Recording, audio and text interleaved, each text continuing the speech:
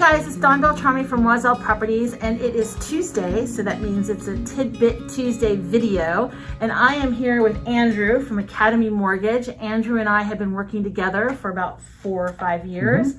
And Andrew is my lender who I refer to all of my clients. He's fantastic. At the end of this video, I will have his contact information. So if you want to contact him directly with any questions, or if you're in the market to start doing a loan, he can help you. So Andrew, without further ado, tell us a little bit about yourself. How long have you been in the industry? How long have you been with Academy? Sure. Well, we'll start with Academy first. I've been with Academy for about 6 years now. Okay. I've been in the industry doing lending for just about 20, a long time. So I guess they call me a long hauler in this industry. Yes. You know what you're doing. Right. So when I first started, it was small brokerages. Then I moved on to big banks. I was with Wells Fargo prior to coming to Academy Mortgage. So a lot of different types of companies in different industries, but yeah. Awesome. And so you're here in Katy, right? But you can do loans anywhere, all of Texas. Yeah, so we're not just having to worry about Katy. That's right. Okay, awesome. And so what type of loans does Academy do? Okay, well, there's your standard loans, right? When people think of just regular loans, they're thinking about FHA. Right. They're thinking about conventional, VA, USDA. So we do all of that. Okay. We do have specialized loan programs for, say, first-time home buyers. Okay. We have jumbo products for people that are buying over the max conforming limit. Okay. Which I believe in Texas for 2021 is 548, 250. Okay. So anything you finance above that's going to be jumbo. Okay.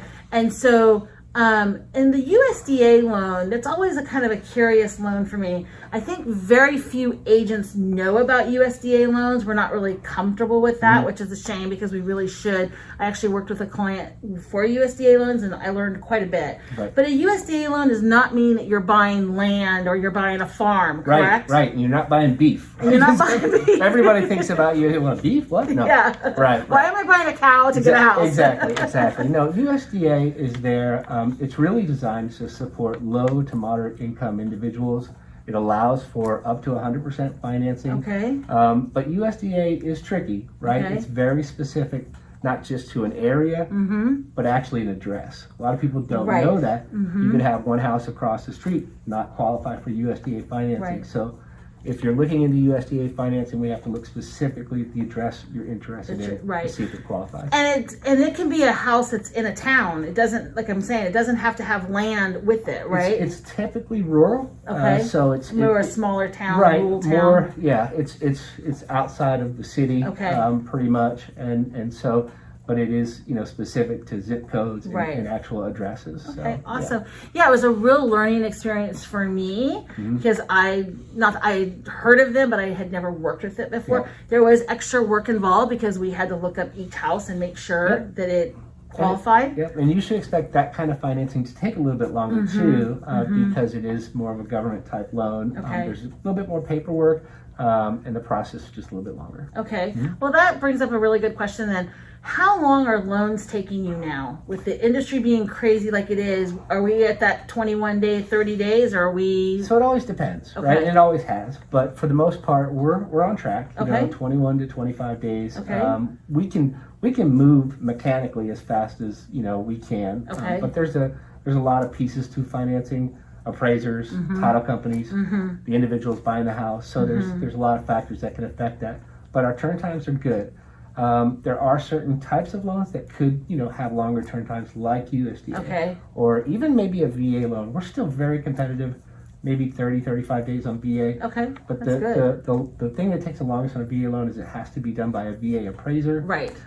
We all know that. And they're backed up. So exactly. So that's the only challenges we might be able to face on that. Okay. So. That is one thing I've really tried to educate my clients is to understand that the buying process has a lot of third parties involved in it. Right. It's not just me that I am involved in it as your buyer and the agent, but we also have to deal with a lender, and that lender is not the only one involved. You have underwriting, you have an appraiser, we have title, and title is not the only one involved. So I think that it's really good for buyers to understand that when you buy a home, there's a lot of people that are inside this wheel to make it go around. And you can only move as fast as the slowest Exactly, part. So, exactly, absolutely. But for the most part, we're very awesome. And that's why I work with Andrew. And if Andrew's running into a problem, he always lets me know. We have always met our date on our contract. We have never had to extend.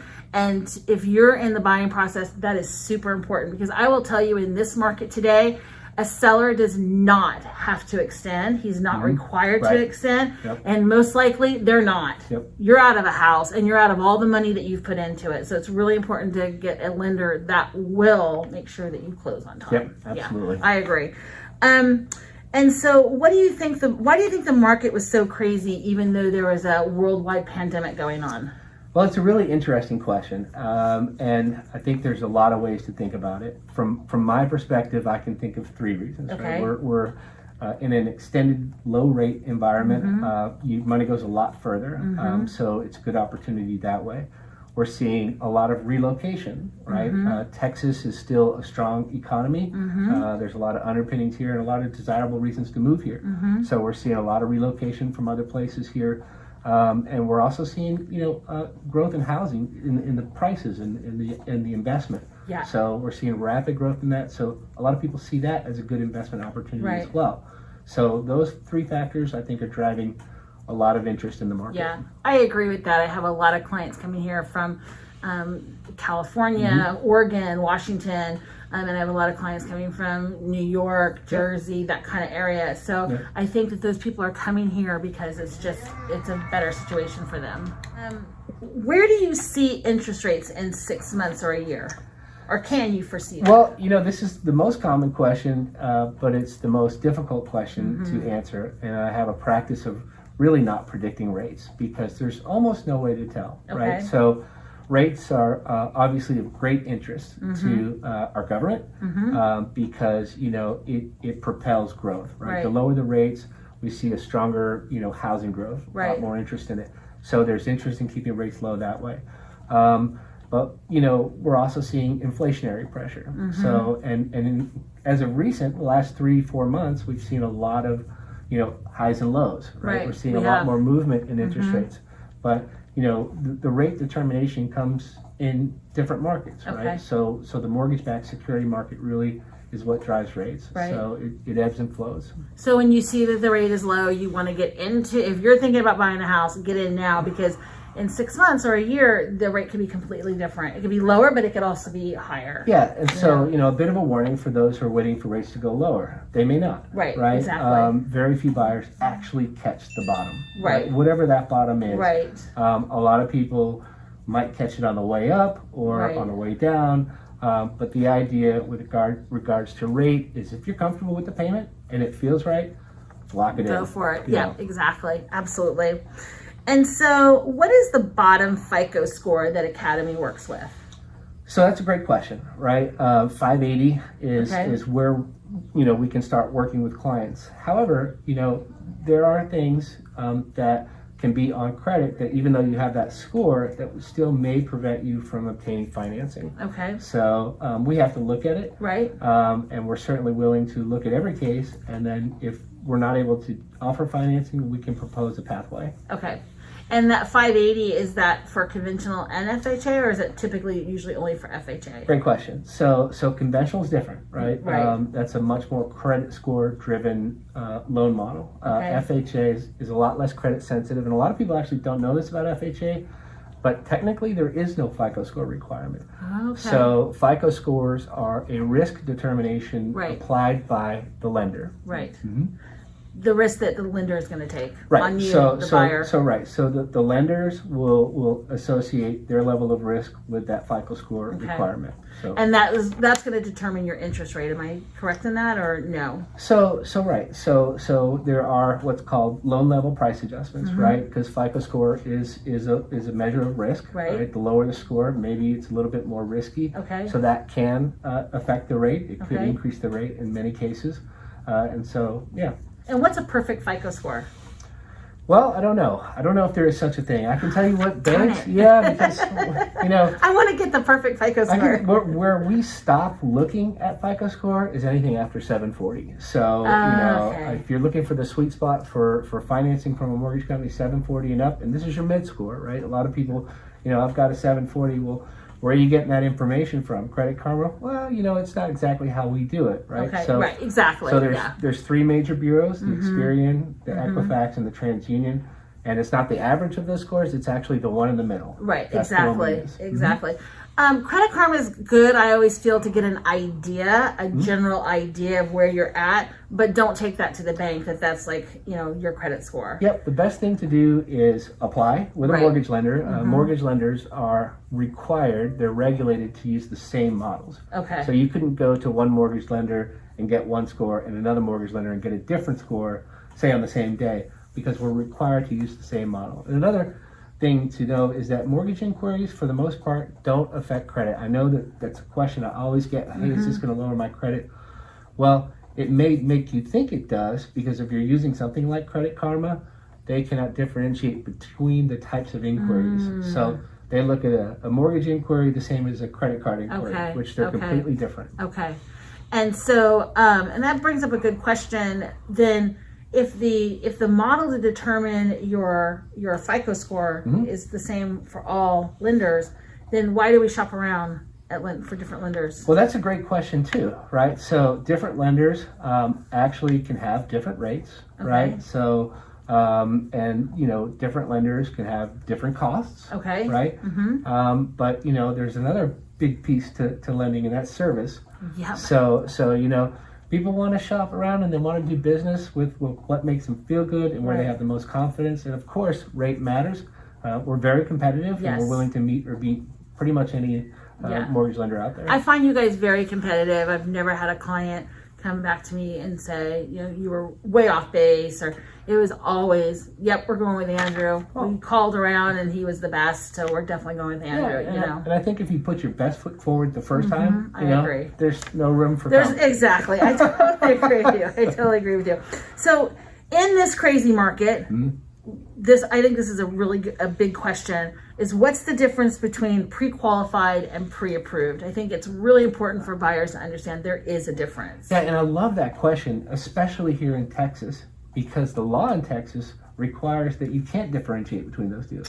So there is no difference in Texas between those two terms. Okay. So pre-qualified and pre-approved are the same. And the reason why this is true is because the state law prohibits any lender from not decisioning an application by requiring documentation. In other words, we wouldn't be able to say we can't pre-qualify you because you didn't give us your income. We have to use what's on the application. Now, that does not say that we can't ask for it and get it, right? And then let everybody know that, hey, yeah, we're good that way, because when we have somebody that's like self-employed, right? Right.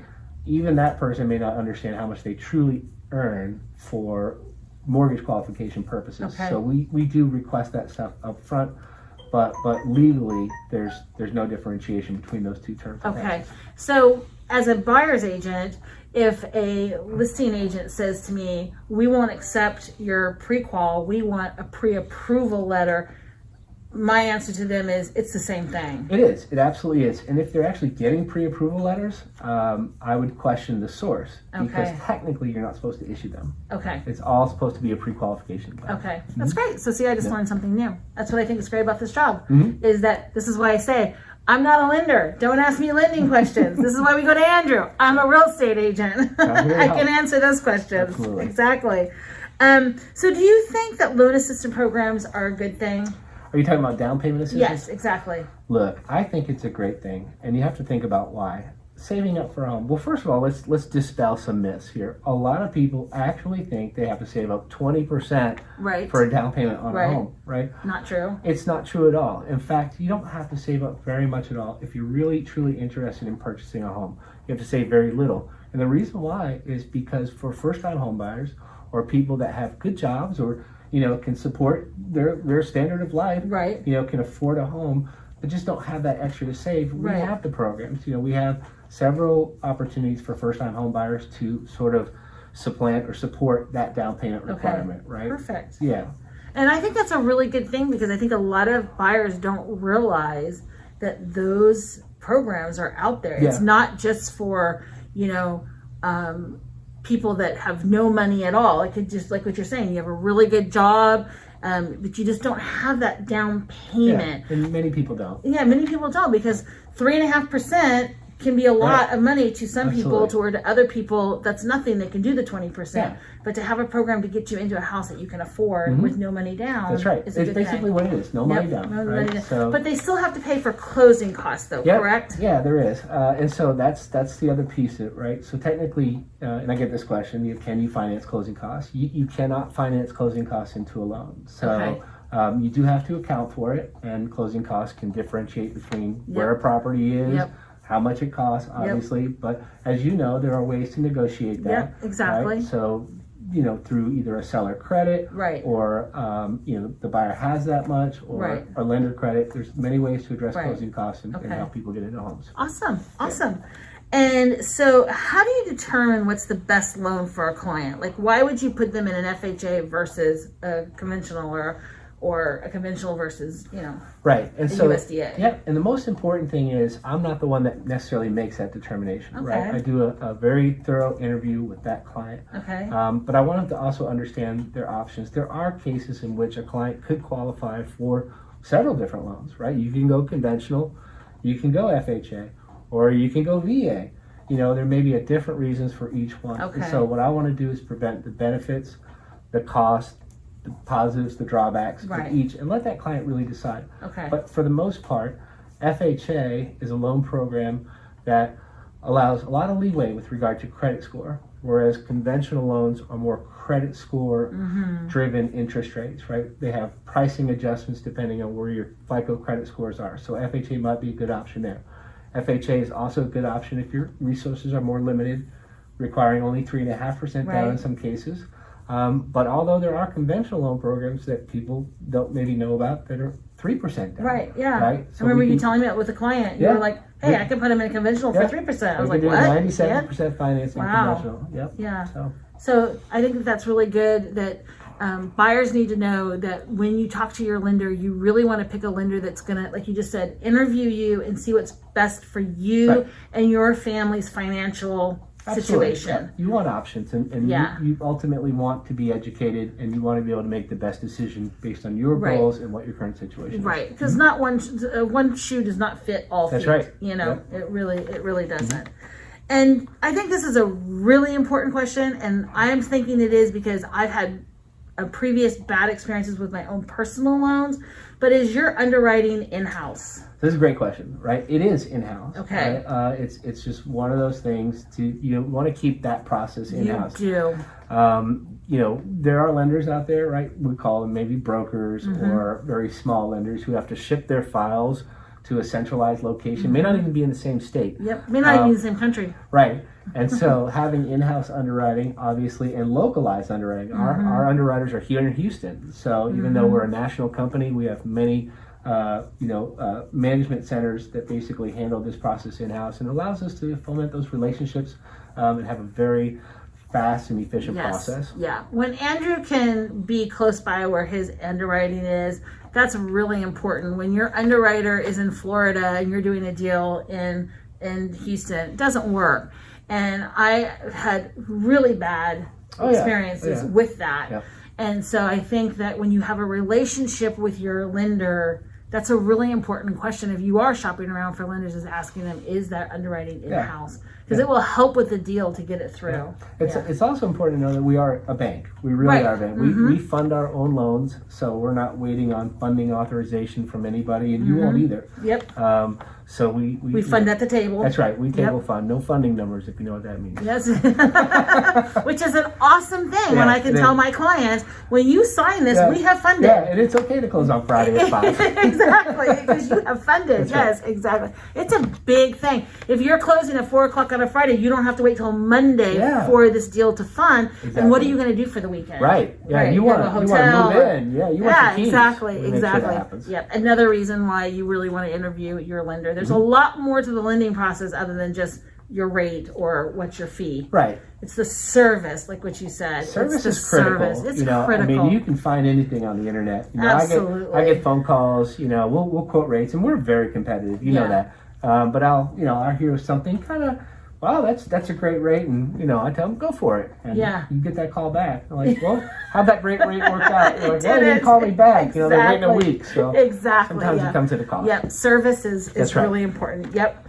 And is there an amount that buyers should save for down payment? I guess we kind of touched on this a little earlier, but is there kind of a ballpark that you would say, like, you need, if you're going to get down payment assistance, $3,000, $5,000, like, what do you? This is a super question, right? So down payment assistance, in theory, you can get into a home with absolutely zero money out of pocket. Right. So if you were to negotiate, say, an opportunity where we're offering the down payment, which pays for all of the down payment plus some closing, and maybe we were able to cover the closing costs as well, right? You can see how a client may not come with any money. However, in financing, there are some items that come up before anything happens, before you get this assistance. Things like an appraisal, right? That in today's market could be $495 to $680, depending on where the house is and what kind of appraisal is required. There's things like inspections, right? Most people don't want to buy a house without having it inspected. Exactly. If you do, well, I hope you're a qualified person to check Exactly. everything about a house, right? Yeah. Please don't do that. That could be another, $550 or $400, whatever. So you're already $1,000. Then there's the earnest money. Earnest money. Right? Earnest money. 1%. 1%. And the option money. Right? So you should expect to have on hand at least the funds to cover those expenses. Now you can recover some of that when it all works out at the end. However, you have to have that up front. So I would say, depending on, your price range, say, 175 to 250, I would say good idea to have 3,500 in the bank. Yeah, exactly. And I think that that's really wise for buyers to understand. You do have to have some money, even if you get an assistance program, even if you get the seller to pay for your closing costs. There are some things you yourself are going to have to pay out of pocket up Absolutely. front. Absolutely. It's not a complete free. No, right. Skin in the game, I guess. There has to be skin in the game. There has to be skin. Yeah, exactly. And what pitfall do buyers make that they should know about? Like, what's an important pitfall that buyers should really be aware of? So, before we started this video, you and I were talking about that very question, and it's a great question because a lot of people aren't aware of a couple of things. One, like you mentioned to me, is making big purchases while you're in process of buying a home. And two, is obviously not obtaining any new credit, not necessarily mortgage related, but credit cards. I made the mistake up 10 years ago when I was in process of buying a home of getting credit, Home Depot. I gotta have a lot more. Well, unbeknownst to me, that really affected me. So it's really important not to do anything that affects your credit or affects your debt to income ratio. By adding new debts, you can potentially disrupt the process. Another thing is changing jobs. I think it's great if you find another opportunity, but if that comes up and you're going to do it before you close, you have to let your lender know. There are specific ways we need to handle that, and certainly that. Other than that, those are the major pitfalls that I see happening. And what about money as far as, I know like right after the crash of 2008, it was a big thing of trailing that money. Like, where are you getting your down payment money from? Is it getting gifted to you? Are you putting it in an account, but there's a lot of activity in that account? Do you still have to tell them what all that activity? Is it as strict as it was right after? I know when we bought our house right after 2008, that was a big problem for us because we had money in an account that there was a lot of international activity on it. And so they were like, no, we can't use that. Right. So what you're talking about is something called source of funds, right? So there actually are funds that if we can't source it, and so for example, mattress money, or safe money, a lot of people have it. A lot of people have it at home, and they don't know that they can't use that to buy a house. So, and you can't because we have no way to identify where it comes. And that's the federal laws that require us to identify that. So I would say that if you're transferring money from different accounts, that you own, you'd want to stop that process because we have to go find where that money originated from. Is there a curing time? Like if you put it in 3 months before, they're going to still ask you, or is it a year before? Is there like a curing time, or will they regardless will ask you where did that $100,000 drop come That's a great question. So what you're referring to is seasoning, right? So a typical bank is going to look back 60 days. 60 days. So we ask for 2 full statement periods, and sometimes it's been 60 days, but still that activity might be on there. We might want to wait to the next statement. So, but generally the rule is 60 days. Okay. So it still is there, because I know that was a big issue for us. So I think it was a real learning curve for me too. And so I tell my buyers now, talk to Andrew. Find out from him where you're getting that money from. Ask him if it's a gift, or you know, because you don't want to make the mistake of then getting ready to transfer the money to title and you can't even use it. Yeah, no, and it's also a great point about the gift. You know, people think that, oh, it has to be my money, you know, to buy a house. You know, you can obtain sources of funds from relatives, right? They can gift you funds, as you said. They can be from, you know, IRAs, or they can be from 401ks. So anything like that can be used for a down payment on a house. Awesome. Well, Andrew, thank you so much for sitting down with us. And like I said, Andrew's information is at the end of this video. If you have any questions for him, don't hesitate to contact him. He will answer them for you. And my information will also be at this end of this video. So if you have any questions for me in reference to the real estate market here in Houston, Texas, don't hesitate to contact. This will be your team right here. Team. That's right, team. So I look forward to answering more questions in our next Tidbit Tuesday video. And we'll see you guys later. Bye. See you.